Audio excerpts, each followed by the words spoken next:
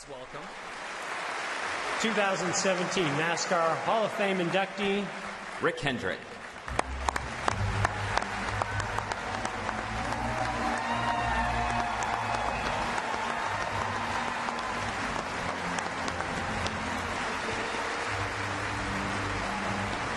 To induct Rick Hendrick into the NASCAR Hall of Fame, please welcome his wife, Linda.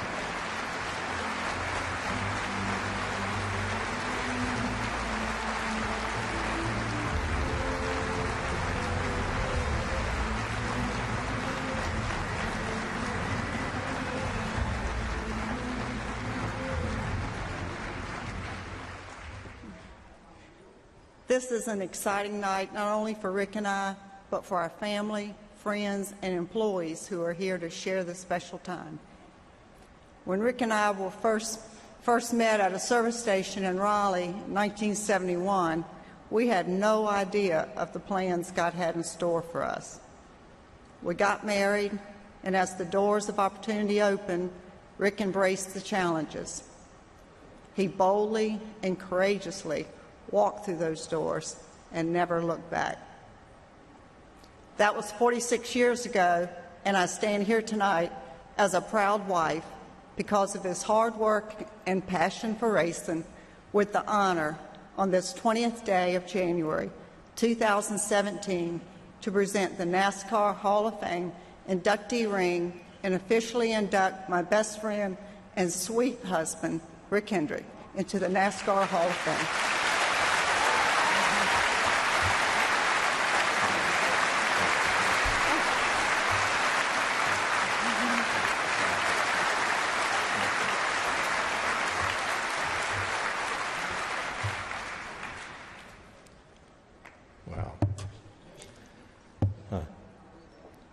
I am so humbled to be here tonight. When I look around this room and look at the front row here and all of these legends that I grew up idolizing in a sport that I idolized, and for me tonight to be able to go in with my good buddy Richard Childress.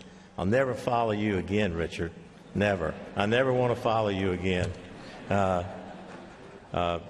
Mark Martin.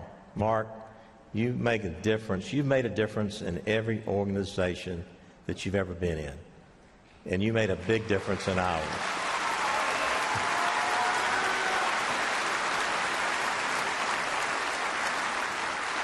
I'm a pretty good car salesman because I had to talk you and your wife into coming out of retirement to do the whole deal. But congratulations, it's well deserved. And Benny Parsons. Benny was one sweet man. He loved everybody. He lifted everybody. He was such an ambassador to our sport. He was a champion, but he was a champion in the booth. He was a champion person. And when you go through life and no one has anything to say ugly about you, can say anything negative, then you are a true champion, and Benny was that guy.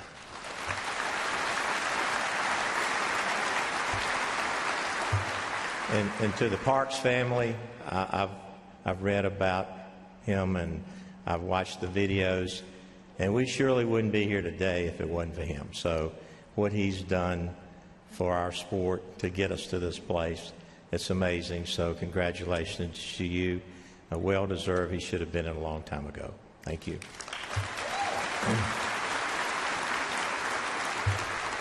And to my wife, Linda, I don't know if you remember this. I'm sure you do. 44 years ago this month, we swapped rings. So this ring is as much for you as it is for me, because there's nobody has sacrificed what you've sacrificed for me to do what I've done. She stood in the back of the grocery store with me, and we counted our money before we went to the checkout line. Our bed in our first house had 3 legs and a Muncie 4-speed gearbox for the 4th leg. When we were boat racing, she was selling T-shirts out of the back of the trailer so we could raise enough money to go back and do it again. So she sits in church on Sunday so many Sundays by herself when I've been gone for 44 years doing what I love. So tonight, this is as much yours, probably more, than it is mine. I love you, and thank you for all you've done.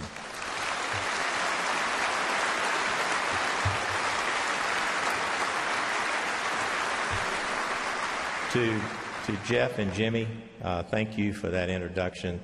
You two champions have been so instrumental in helping me and being such great role models.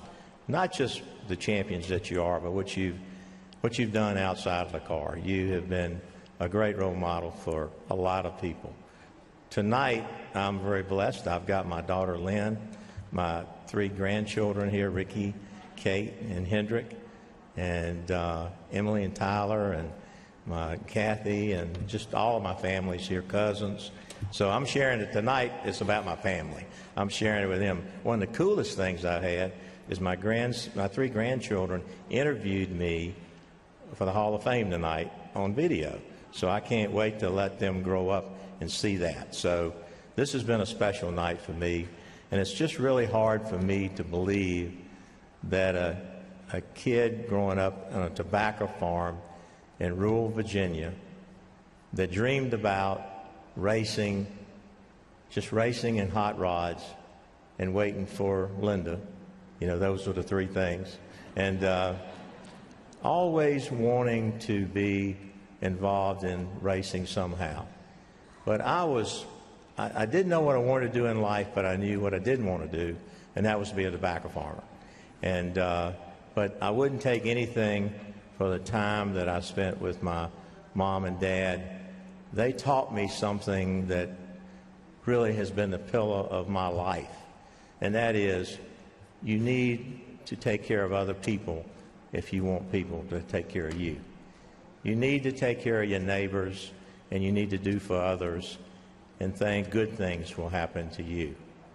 You know, God really blessed me by giving me terrific parents. My dad taught me how to work with my hands.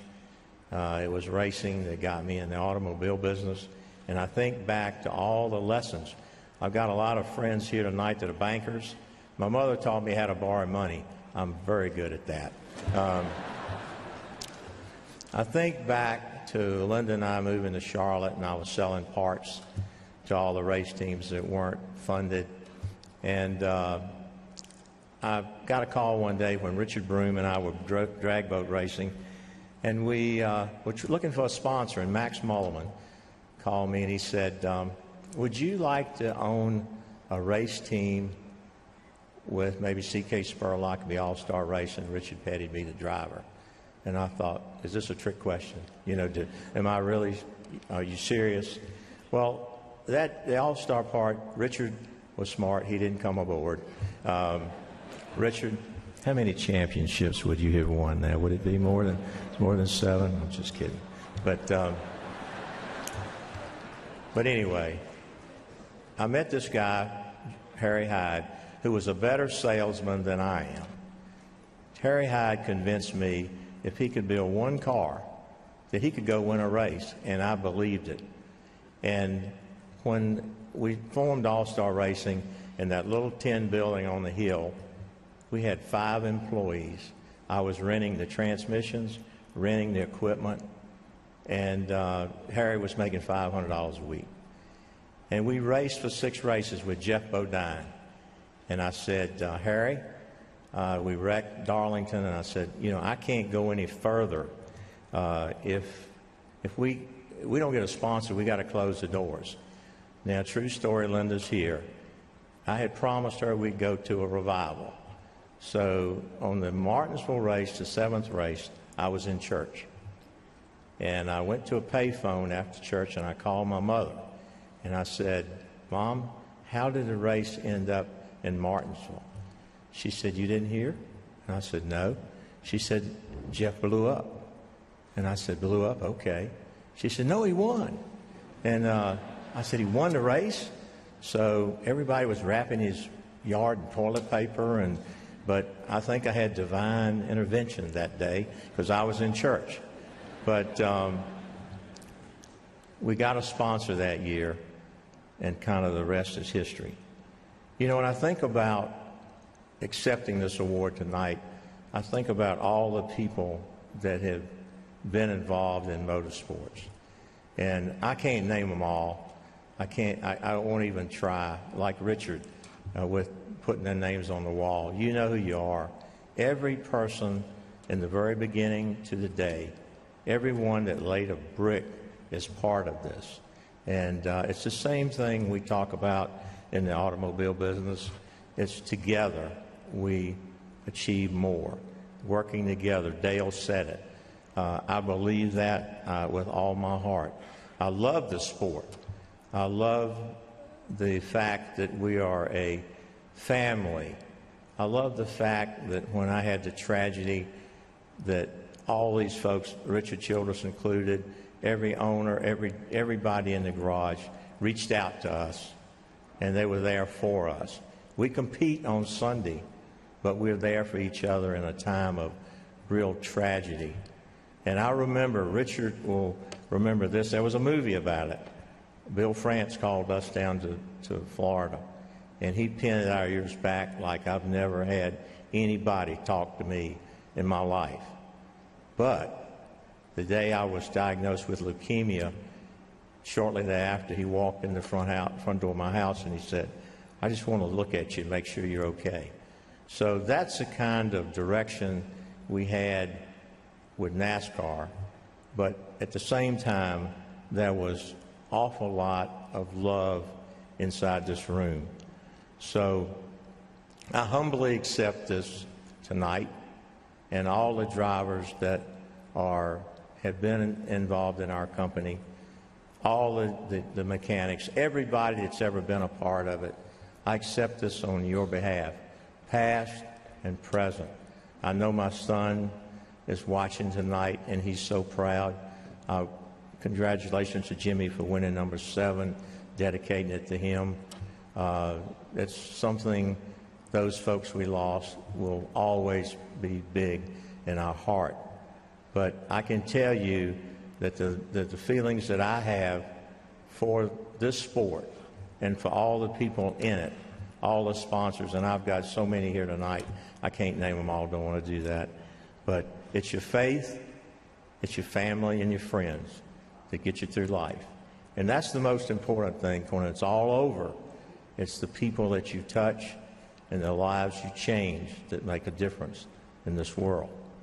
Now to Dale and Chase and the rest of our gang, Casey and Jimmy, I'm not retiring. So that doesn't mean we're not going to go win some more races. So it's not over. But so we're going to, and to William Byron, all these young guys keep me pumped up. But I'm the luckiest guy in the world, because of my family, because of the friends I've met in this sport. I thank you, and God bless you, and thank everyone for voting for me and all the fans, because this is an honor that I'll never, ever forget. Thank you.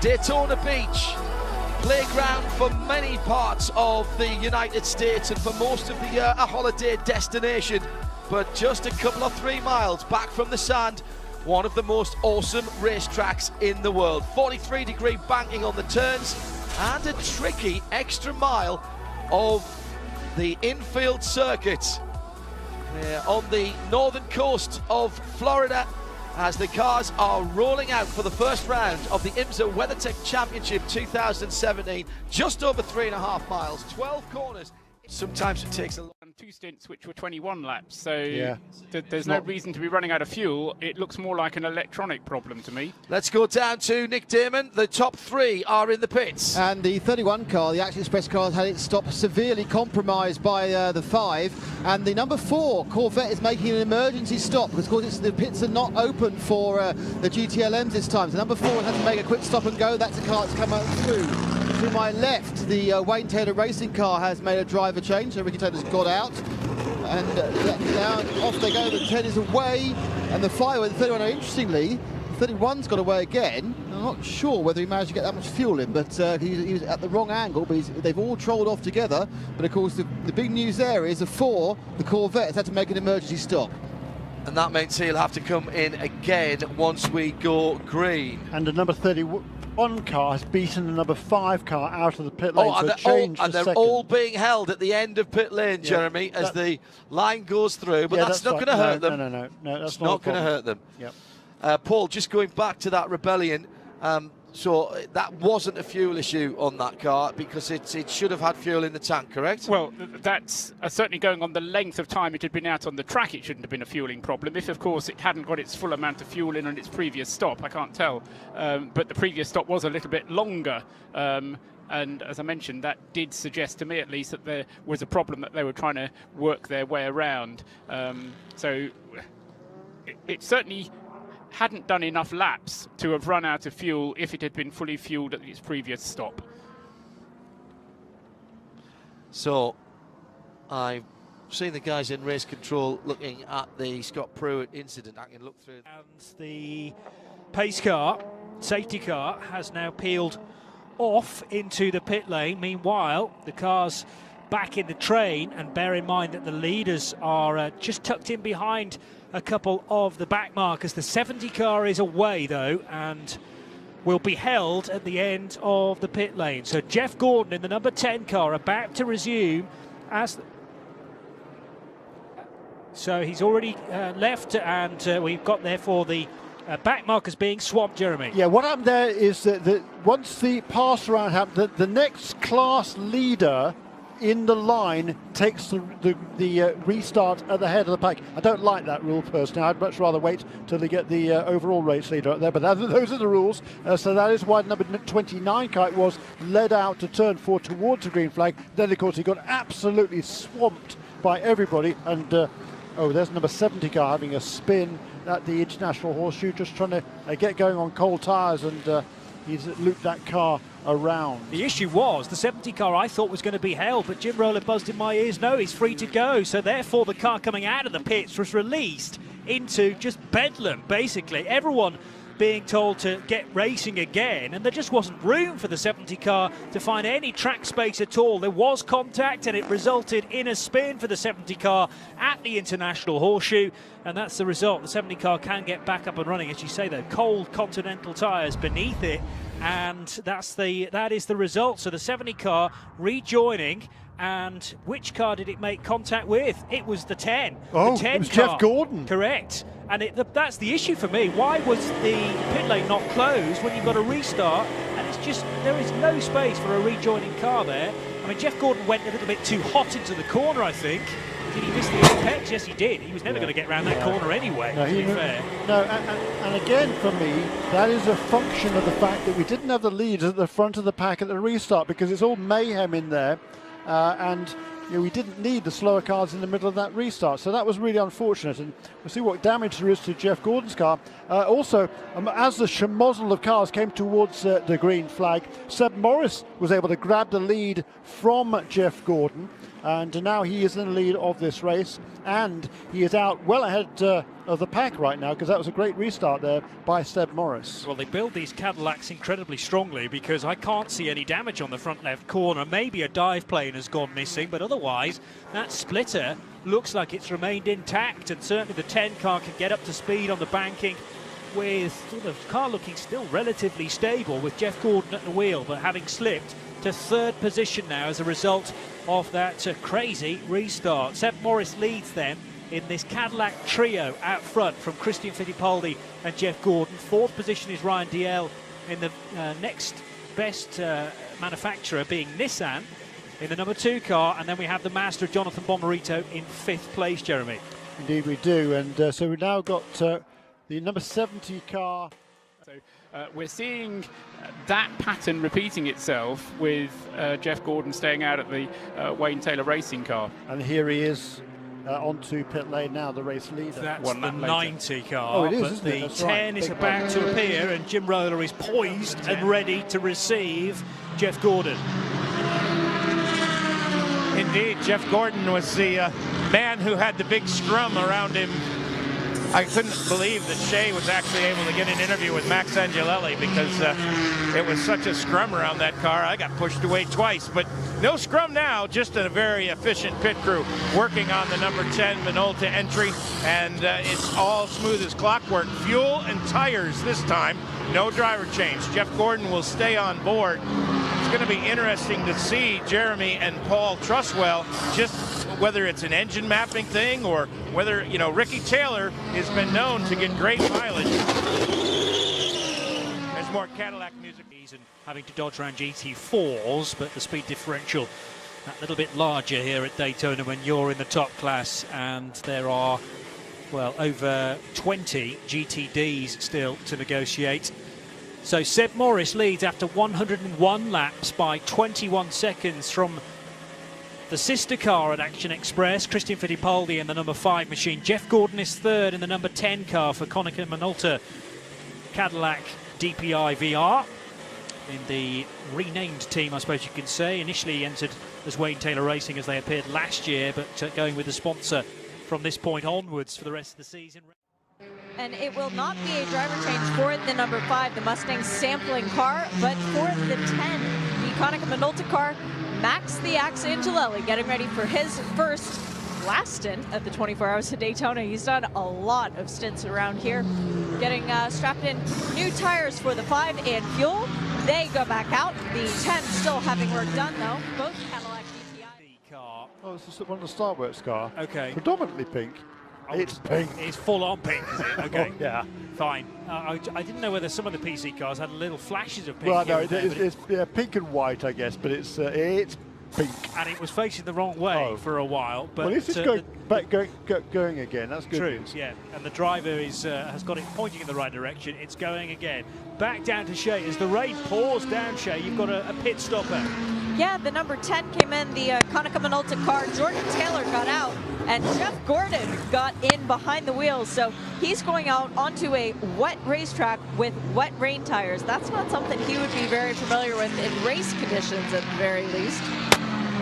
Yeah, good point you make. Of course, the quadruple NASCAR champion, Jeff Gordon, not a great deal of rain that he will have dealt with in his racing career, so this is going to be fascinating to watch. I'm sure he'll be able to deal with it, but there's going to have to be 1 or 2 kind of exploratory laps, I'm guessing, just to work out where the grip is, and then he can really push on. But that car being brought into pit lane from the lead of the race, Jordan Taylor handing over to Jeff Gordon, who is just threading his way through pit out now and about to head to the International Horseshoe. And he's going to be pursued by Philippe Albuquerque in the 5 car. Oh man, this is a real test for Jeff Gordon, isn't it? I mean, as you say, he's just not used to these sort of conditions. I mean, he's very good. He's a supremely talented driver, that we do know, in any sort of car, in any sort of conditions. But boy, this really is a tough ask for the guy. He will have driven a lot of loose race cars, though.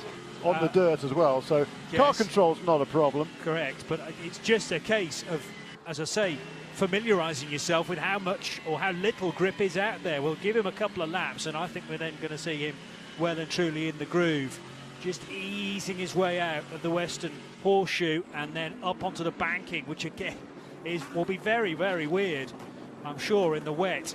And the bright headlights out of the front of the Konica Minolta car really focusing in on the amount of rain that is pouring down. We've got this great visual as well from floodlights just above our commentary box, which illuminate, I heard John Hindhaugh saying earlier, almost what looks like sleet or snow, but it is quite heavy rain, it would appear. Now up onto the banking, and this sorts the men from the boys in the wet, needing the windscreen wiper on at times, braking nice and early for the bus stop.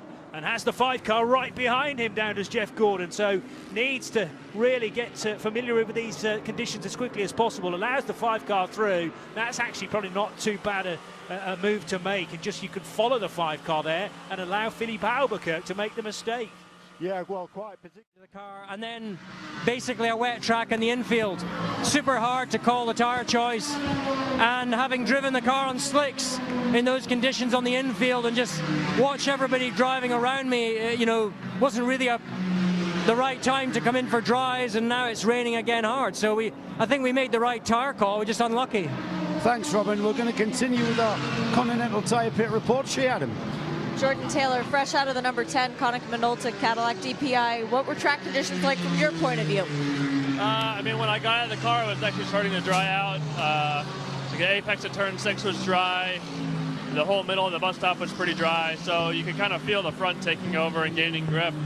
And then as soon as I got out, it started raining again, so I think it's back to full wet. Not like wet, but damp. My whole stint was kind of just greasy. It wasn't full wet conditions, so we were kind of taking it easy, very little risk, especially in traffic, because cars with the ABS can brake deeper than us in some places. So away from his team. Like I say, more important people to talk to than me. Firstly, getting just out of the car. Jack, would you have believed this Lexus program, brand new? Would you have believed you guys have led the class? Sorry? You guys actually led the class. Yeah, no, we had a pretty good stint then. I mean, we went out initially, and the Lexus was really good in the dry conditions, but once you get kind of stuck in the traffic, we couldn't really do anything, and we were on one of the tyres at the time, and then the rain started coming, so we thought, right, we'll put the wets on, try and make some positions, and the car was good, the Lexus was really good, and across the back, sorry sir, just banging. Didn't you grab a quick word, Mark Goosens? He just whipped off his helmet. Mark, going well, he's okay. Mark, quick word. That was a very, very good stint for you, but right at the end you had a bit of a kind of a stall where the car seemed to go slow for about half lap. What was the problem? No, nothing, as I had to avoid contact with another car. By accident I hit the pit speed limiter, so that's why we slowed down for a little bit there on 2 laps before the end of the stint. But I mean, the car's running okay. We have very low grip level, poor traction, you know, but I think it's for everybody. Considering how tricky the conditions are out there. The number 10 car, by the way, the race leader, just came in and made a pit stop last time around. Ricky Taylor has taken the wheel of the number 10 Konica Minolta Cadillac from Jeff Gordon. So now Ricky Taylor leads the race. Speedway turn 4 now. It's going to be Wayne Taylor Racing to take a victory they came so close to just a couple of years ago. Over the line they go with the checkered flag being displayed to Ricky Taylor, who wins the Rolex 24. LM was nearly 3 seconds, but then second to third places 0.091, and as Johnny Palmer said, after 24 hours of racing, that kind of closeness, absolutely unbelievable. Admittedly slightly spoilt because of the 21 safety car periods, but nevertheless, I mean, it's great entertainment and absolutely on the edge of our seats for the whole race. Hit the nail on the head there, Paul. Great entertainment. 2 hours and 40 minutes or thereabouts, just under actually, in terms of a weather-related delay. Let's get back down to our pit lane reporter. Shea Adam will be elbowing her way through the scrum. She does have the sharpest elbows in the business. Shea, where are you? I'm standing in front of the winning car, John, waiting for them to roll it into the victory lane so that Ricky Taylor can get out of the car and we can have a word with him. But I said to Max Angelelli before the race began, I'm going to ask you tomorrow what time it is. And I saw him on the way over, and he said, I'll tell you in about 10 minutes. And in part forward, Nico Bull, who won with the 38 winning prototype challenge. Well, in many ways, that seemed quite easy. You know, it was a long race. This is one of those... 2 times around the clock, a lot can go wrong, but we all drove really smart. I'm told we had the second youngest lineup ever, and to come here and win with, last year was my first time here, and this year we had, 2 guys who'd never been here before, so we kept it clean, and here we are. Great result, thank you, well done. Thank you. Got the GTD team with Michael Christensen. Oh, sorry, yeah, Michael Christensen, John. Congratulations. That was a stealth attack there. You were nowhere a few hours ago. Yeah, I know. we all planned this out from the start, that we always wanted to come to the finish with a perfect car, and the crew did an amazing job, just doing no mistakes in the pit lane, and all the drivers did an amazing job to keep the car in one piece. And yeah, in the end, I just had to bring it home, really. And an absolutely genuine, proper Pro-Am teams won the race. I would say so. You know, I'm so proud of them. They just got the car 2 tests ago, and we obviously had to catch up a lot in the tests coming up to this race, but they've done a phenomenal job, and all of them just trust each other, and yeah, well done. Michael, enjoy it. Thank you. Wayne Taylor, your face at the end of that race was so emotional, and your celebration with Shelley. Talk about when you thought that pass wasn't going to stick. I never thought it was. I knew it was going to stick. It was a really good move by Ricky, and you know, thank the officials. This experience wouldn't have been the same without Wayne and his passion for this series, for this race. Cadillac and DeLar for this amazing race car. Not just a fast car and a beautiful car, but the strongest car I've ever seen in my life, because I tried to damage the left front. Of course, the contact there at the end, but I'm just so honored to be a part of this. It was not a clean move, let's say like that. And I think everyone saw that, everyone knows that. So I don't know if the protest, I think the public knows a lot, and the fans, they saw it, and this race is for the show, and let's wait for them. Felipe, thank you.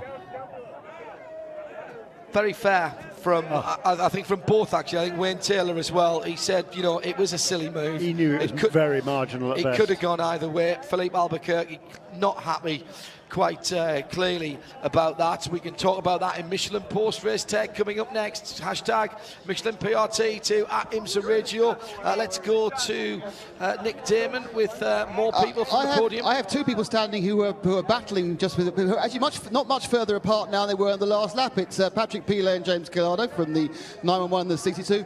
Patrick, that was you almost won it, but you almost came third. End up with second. Happy? No. We're never happy when we finish second, especially when you have a watch to win when you're first. But no, I mean, I'm proud of the work of all the guys. It's the first time of this car. I gave everything to try to overtake the Ford, but to be honest, there's no chance for us to follow. It was too quick. And I destroyed completely my tire trying to catch him, and then James come back really quickly at the end, but just maintain the second place was a minimum for the team and for Porsche. Patrick, thank you very much. James, incredibly fair fight at the end, and that close to getting another step up.